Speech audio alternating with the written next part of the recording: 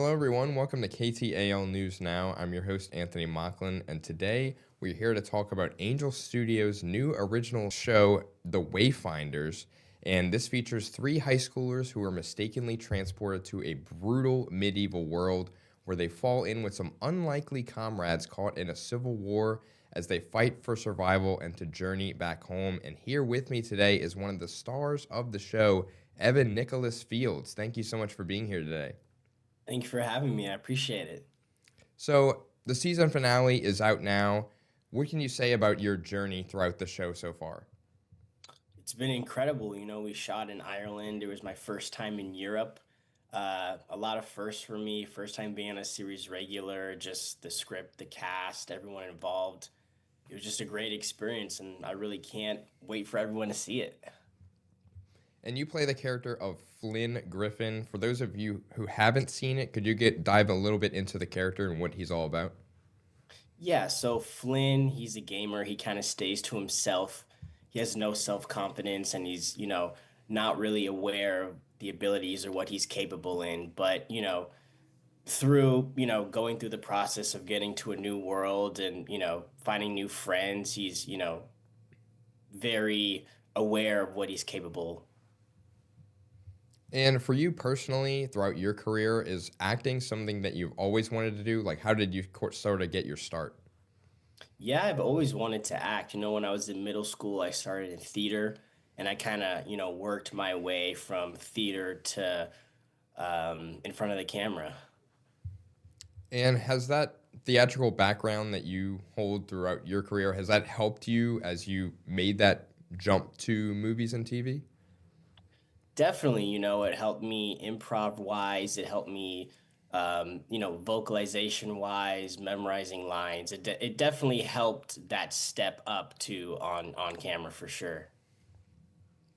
And when it comes to your resume as an actor, you're primarily have been through the comedy world in various movies and TV shows.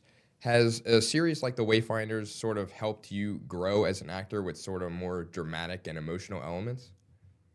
Yeah, definitely. I would say that this is more of a dramedy, definitely more drama driven, and that definitely helped me. But not saying comedy is bad. I enjoy comedy a lot. It definitely helps you with presence and maintaining focus and improvisation. So I would say both is good, and it definitely helped me move forward in my acting process. And making the jump to become a series lead, in a sense, as a young actor can be very exciting and challenging. So, I guess, how has your experience been and taking on that role?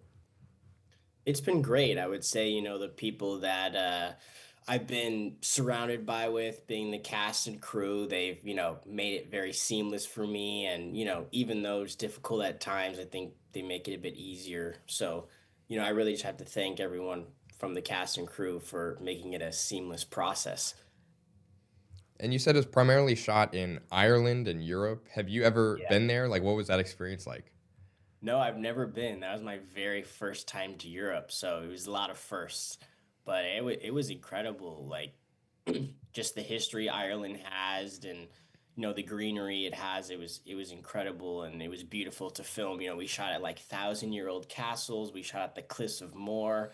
So it was incredible. I had a great time. Something I'll never forget. And obviously, a lot of the show is filmed on location in Ireland, like you said, but it also involves a lot of digital effects with CGI and Yeah. stuff with all the monsters and magic and everything. So, I guess, how do you sort of balance filming that, knowing that you're in that real world, but you can't really exactly see what is going on around you?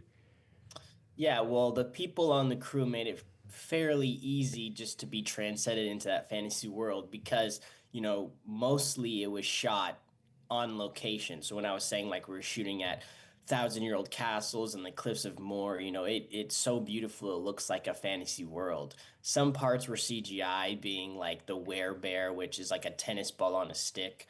But, we got a lot of direction from our director and exactly, you know, how he's coming towards us or how we need to be scared. So I think just direction definitely helped with that for sure. And being that this show is this vast fantasy world, I guess, how do you keep, despite it's such a large scope, how do you keep things grounded in your performance and just make sure that that emotion is conveyed to audiences? Yeah, definitely. That's a great question. I would just say, stay true to yourself. The world is big, but your character isn't. So I just say, stay present and stay true to yourself for sure. And obviously, youth fantasy is very popular when it comes to movies, books, and TV shows. Are there any of those that you sort of look to hone in on your performance? Definitely, from my childhood, I really loved Narnia. I kind of compare that to this, Lord of the Rings, even Treasure Planet, which is I feel like is slept on, but it's one of my favorite, Disney movies. So kind of that realm is what I go towards when I'm thinking of something like The Wayfinders. And what has been your favorite part about filming this series throughout all of it? My favorite, that's a great question.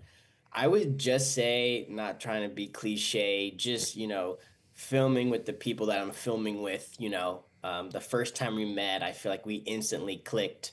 And, just being out there filming with your friends, sharing a common interest, doing something that you love, you really can't beat that. And, I'm so excited to go back.